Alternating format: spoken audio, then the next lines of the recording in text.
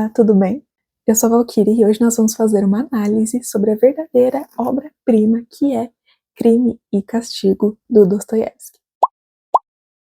Quem me acompanha no Insta sabe que eu demorei 2 meses para ler este livro. Inclusive, eu postei um vídeo muito bobo sobre a dificuldade que eu tava tendo. Na verdade, era uma trend, assim, muito bobinha daquele áudio. Como pode um cara escrever uma coisa que eu não entenda?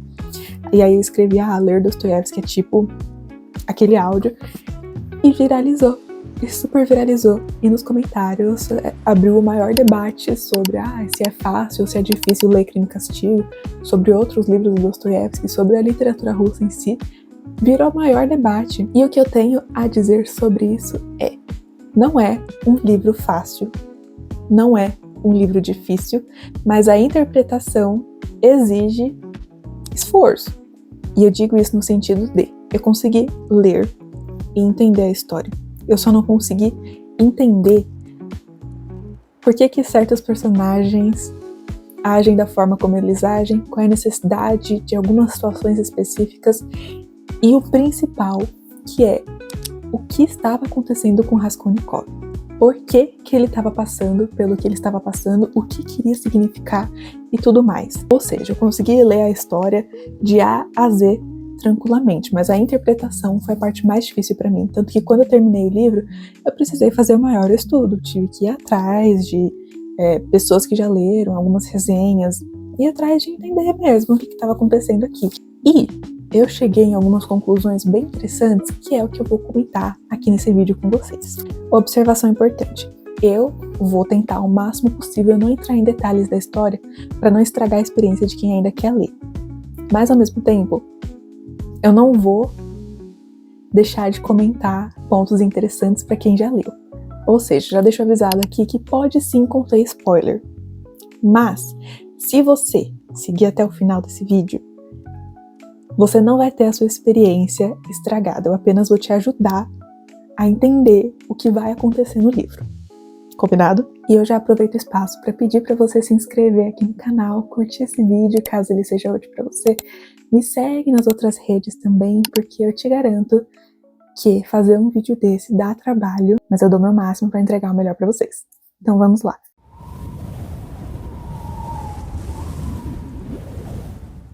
Crime e Castigo, como o nome sugere, é um livro sobre um crime e um castigo aplicado. Porém, não se restringe somente a isso. Na minha percepção, é um livro sobre um homem assassinado pela própria teoria. E a gente vai entender isso daqui a pouco. Quero que você entenda que o crime em si não é o ápice do livro. O crime que acontece, inclusive bem no comecinho do livro, é o início de uma jornada de redenção. Caso você ainda não tenha lido o livro, o personagem principal é o Rodion Raskolnikov, que é um estudante pobre em Petersburgo. E este homem sofre um grande castigo psicológico que é causado pela falha de uma teoria que acontece no momento que o crime termina.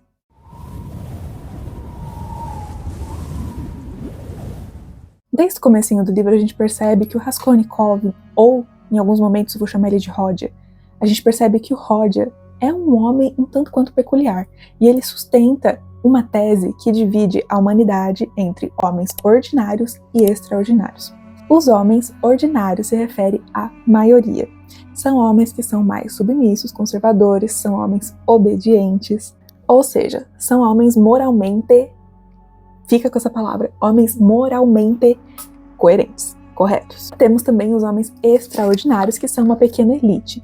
São homens criadores, legisladores e, na maioria das vezes, visionários. E, se for necessário, eles passam por cima do que eles consideram um obstáculo, que é a moralidade, para introduzir as suas próprias ideias na sociedade. Então aqui são homens que têm aquele grande poder de transformação social, tipo um Einstein da vida. E um ponto importante é que, para esses homens extraordinários, um crime cometido não é qual é a palavra, gente? Não é uma transgressão se for cometido por um bem comum, por um bem maior, ou para introduzir, justamente para introduzir essas ideias na sociedade. Ou seja, se for para um bem maior, algumas coisas moralmente incorretas não são problemáticas, justamente porque estão sendo cometidas por um bem maior. E o que isso tem a ver com o crime? Tem uma senhorinha, uma agiota, que ela é considerada pelo Roger um piolho da sociedade. Ela é como um parasita que não tem valor nenhum na cabeça do Roger. Se ele eliminasse essa parasita, esse piolho, ele poderia usar o dinheiro dela para um bem maior, que seria, no caso, ajudar a mãe e a irmã dele que passam por algumas situações lá que no momento não são muito relevantes. Isso é o que ele tenta se convencer, porque na verdade o que ele está tentando é provar para si mesmo que ele é um homem extraordinário. Ele quer, porque quer ser classificado como um homem extraordinário. E como que ele vai saber se realmente ele é um homem extraordinário? Ele só vai saber isso quando, se no momento crucial, que é no crime que ele comete, ele é capaz de cometer tal ação sem sentir nenhuma espécie de remorso. Se ele tiver sangue frio e coragem o suficiente para eliminar um piolho da sociedade sem sentir nada, nenhum arrependimento. Se ele for um homem extraordinário, ele deve ser capaz de passar por cima da moralidade comum e viver em paz. Só que o grande problema aqui, que o Roger se esquece, é que essa é uma teoria puramente intelectual. Ele se esquece de que o ser humano é ser humano por uma razão. Porque o ser humano sente, sofre, pensa, analisa, fica com aquele pensamento dentro de si e isso ecoa dentro de nós. Isso que nos faz seres humanos. Ele esquece desse detalhe. Então, quando ele comete o crime em si, o castigo dele não é um castigo físico, não é um castigo real, palpável. É um castigo dentro da sua própria mente. E por que ele se sente castigado? Porque ele é um homem arrogante que percebe que a sua teoria e aquilo que ele queria tanto acreditar falhou, puramente por ele ser humano. Então essa moralidade toda que ele tentou transcender se manifesta no corpo dele como doença física mesmo. Tanto que tem vários episódios que ele tem uma febre, um delírio, que ele começa a se isolar muito e ter um certo pânico ali social. Então ele sofre não apenas por ter percebido que ele não é, na prática, algo que ele acredita ser, mas por ter tentado passar por cima da sua própria natureza, do que o faz humano. E isso é fruto de uma pura arrogância intelectual, tanto que a gente vê no decorrer do livro que ele é um homem arrogante em diversos aspectos, tanto que eu fiquei intrigada, eu até mandei mensagem pro amigo, eu falei, olha, eu tô ficando maluca, porque as pessoas estão oferecendo ajuda pro Roger, elas estão tentando ajudar ele financeiramente, principalmente, e ele não aceita nada. Ele realmente é arrogante ou alguma interpretação que eu não estou captando aqui? E de fato, ele é um homem arrogante. Então, a partir desse momento, começa o grande lema de Dostoiévski nesse livro, que é a busca por uma redenção. Então, o Roger fecha essa primeira parte, preso entre o orgulho da sua teoria e o sofrimento pela sua própria natureza.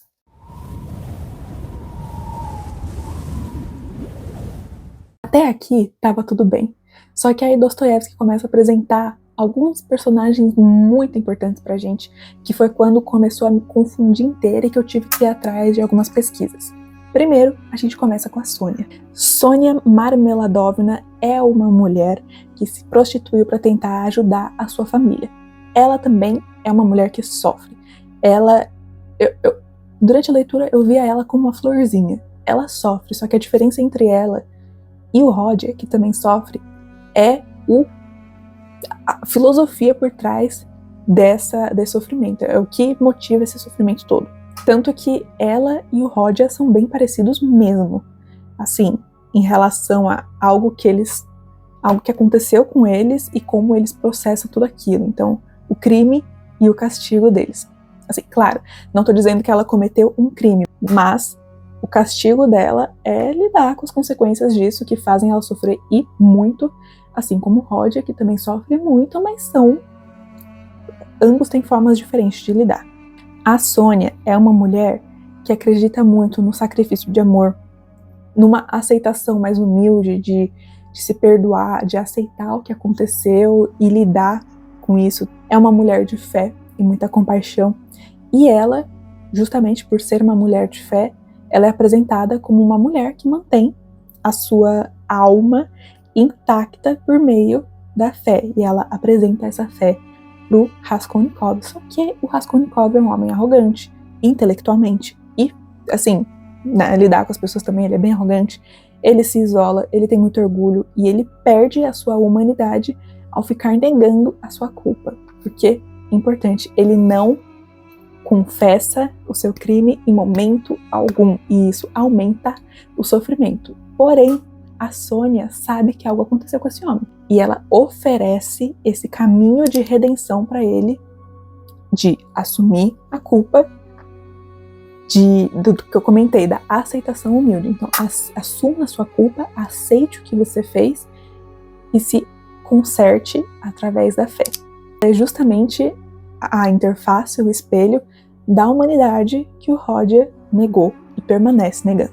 Uma outra interface que nos é apresentada é o Arkady Svidrigailov, que é um homem que representa justamente a perdição. Para que o Raskolnikov possa fazer a sua escolha, Dostoiévski coloca ele justamente frente a frente aos dois opostos da sua própria teoria. Então ele apresenta primeiramente o que o Rodia considera o homem ordinário, que é a Sônia, então aquele homem que aos olhos de Rodia não tem valor nenhum, porque o que vale para ele é ser um homem extraordinário, e apresenta também um homem verdadeiramente, né, com base na teoria, extraordinário, que é esse próprio Arkady Svidrigailov, que inclusive me deixou muito intrigado durante a leitura. Ele é exatamente o que o Rodia queria ser. Ele é um homem cínico, rico, depravado, cometeu atos terríveis, que eu fiquei escandalizada enquanto lia, mas que ele parece viver tranquilamente com isso, sem culpa alguma, muito diferente do que o Rodia estava tendo. Ele via o Arkady Svidrigailov como o puro homem extraordinário que ele queria ser. Inclusive, já puxando aqui um fiozinho do que a gente vai comentar lá no final, toda essa história de viver acima da moralidade, de tudo ser permitido, e a vida ser uma série de prazeres e atos sem sentido, sem consequência pessoal nenhuma, representa uma teoria que era muito forte na época, que é o niilismo. Mas que isso eu vou deixar lá para o final. Frente a essas duas interfaces, chegou a hora do Raskolnikov debater com ambos e decidir qual caminho ele seguiria. Um caminho de redenção pelo crime e pelo sofrimento que ele estava tendo, ou o caminho de liberdade amoral, de autodestruição, que aconteceria com ele se o Rodia seguisse o caminho do Svidrigailov. E por que liberdade amoral e autodestruição? Eu não vou entrar em detalhes, só que o Rodia acompanhou o fim que o Svidrigailov teve, e eu, inclusive, nunca esperava que aquilo fosse acontecer na história, fiquei muito chocada, mas o Rodia sabe exatamente o que aconteceu pelos caminhos que ele decidiu escolher. Então o Rodia precisava tomar uma decisão. E a pergunta que fica para essa parte é, em última instância, ali no último segundo, o que faz com que o Rodia sinta uma atração irresistível e decida seguir o caminho moralmente doloroso de Sônia?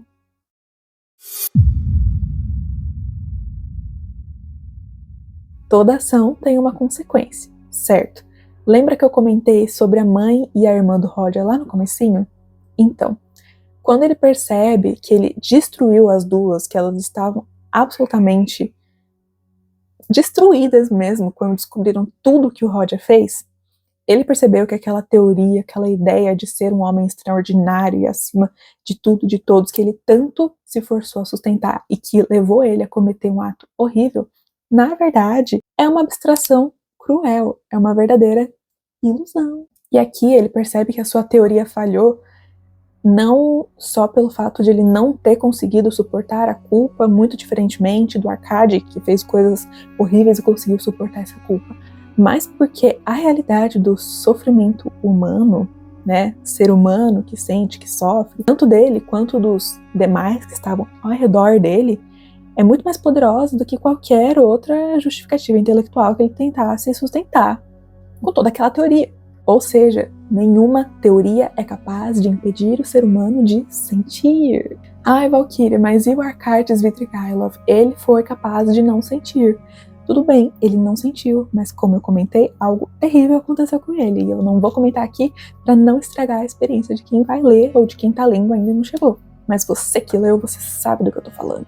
Então, quando acontece essa coisa horrível com o Svidrigailov, o Roger percebe que ele não quer isso pra vida dele. Ele percebe que esse é o futuro que o aguarda se ele ficar vivendo essa vida acima da lei, acima de tudo, acima de todos, e sem sentimentos, e fazer apenas o que importa para a sociedade, passar por cima do bem comum. Então essa situação final com Svidrigailov prova para o Roger, para Dostoiévski, para todos que estão lendo, que a liberdade absoluta fora da moralidade não leva a nada. Quando o Roger escolhe confessar o crime, que inclusive é um momento muito lindo e sublime na história, quando ele confessa, aquilo não é apenas uma submissão legal perante a lei de cometi o crime e tudo mais. Não.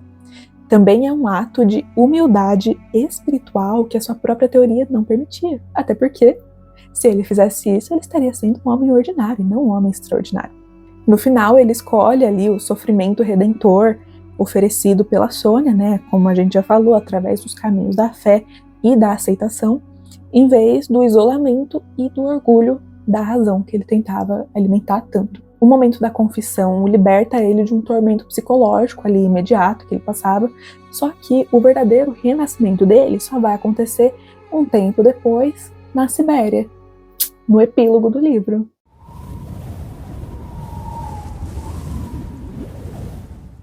Mesmo quando ele está na prisão, Raskolnikov ainda tem ali resquícios do seu velho homem e passa 7 meses mantendo aquele orgulho que ele tanto tinha. Ele continua acreditando na sua teoria e ele acha que ele só falhou porque ele é um homem ordinário e que tem sentimentos e sofre demais. E ele, por continuar acreditando nisso, ele se isola de tudo e de todos e se acha ali um homem muito superior aos outros prisioneiros, sendo que ele também era um prisioneiro. Então, o ponto de virada ali é um pouco mais emocional. Ele acaba adoecendo, um tanto quanto gravemente, e quando ele se recupera, a primeira coisa que ele vê é a Sônia. E ali ele percebe que ele a ama incondicionalmente. E quando ele percebe que ama ela, é quando ele finalmente transcende, quando ele finalmente se solta de tudo isso que ele carregava consigo e simplesmente aceita. Aceita o seu sofrimento, aceita o que aconteceu, aceita essa redenção que ele tanto precisa e aceita que a teoria dele é falha. Nesse momento, a Sônia dá uma Bíblia para ele, ele abre essa Bíblia e aqui a gente pode entender que é quando ele deixou tudo para trás, quando ele aceitou tudo que aconteceu e a moralidade venceu aquela arrogância toda que a teoria propõe.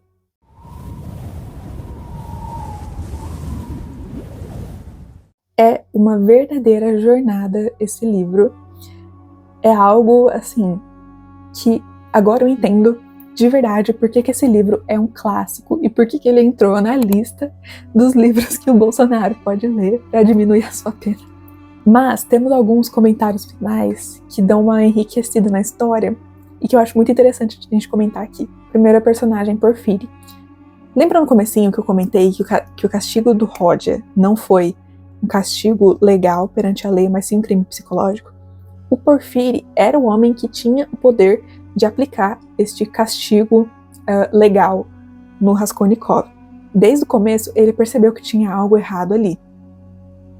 E que ele tinha cometido algo, ele sabia do que tinha acontecido, só que o Porfírio é tão observador e genial que ele teve a capacidade de perceber que o Roger não precisava de um castigo legal, ele não que ser preso não ia adiantar nada, porque ele já estava passando por um castigo muito maior, que era a sua própria mente. Então, o Porfírio, por saber que o Roger já estava sendo um castigo auto-infligido, apenas se afastou e observou a própria destruição do homem que merecia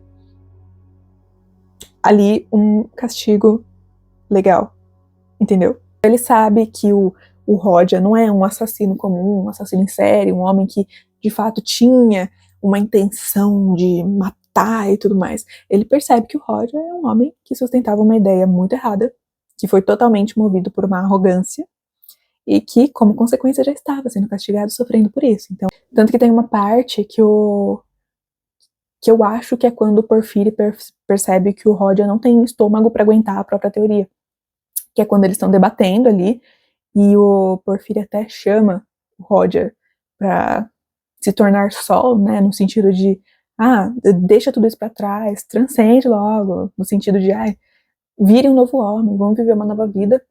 E o Raskolnikov simplesmente não quis. E eu acho que foi aí que o Porfírio percebeu que ele não sustenta a própria teoria, não. E tem também a questão do niilismo, que eu já puxei esse fio lá atrás, que pode ou não pode ser, mas eu acredito que seja a teoria que o Dostoiévski tentou refutar, porque o niilismo estava muito presente ali na Rússia do século XIX, e se apresentava ali não somente como um ceticismo comum, que talvez a gente veja hoje em dia, mas também uma verdadeira rejeição radical de todos os valores, de todas as questões religiosas, tradicionais e morais, em favor da razão científica, né? E ali de um individualismo bem radical. Na verdade, eu acho que isso se aplica, sim, hoje em dia. Um pouquinho, talvez. O que vocês acham? Até porque o niilismo sustenta ali, né, que não tem verdades objetivas nem questão de valores morais, em sim a ciência. Ciência como explicação do mundo, né, de tudo. Então, entendo eu que o Rodia, quando criou toda aquela teoria e ficou sustentando, ele estava agindo, sim, como um niilista. E aí, Dostoiévski vem, bota toda essa situação no Rodia para apresentar para a sociedade ali as consequências, né, deles, eu digo da sociedade da Rússia da época, de seguir esses caminhos niilistas que estavam tão em alta.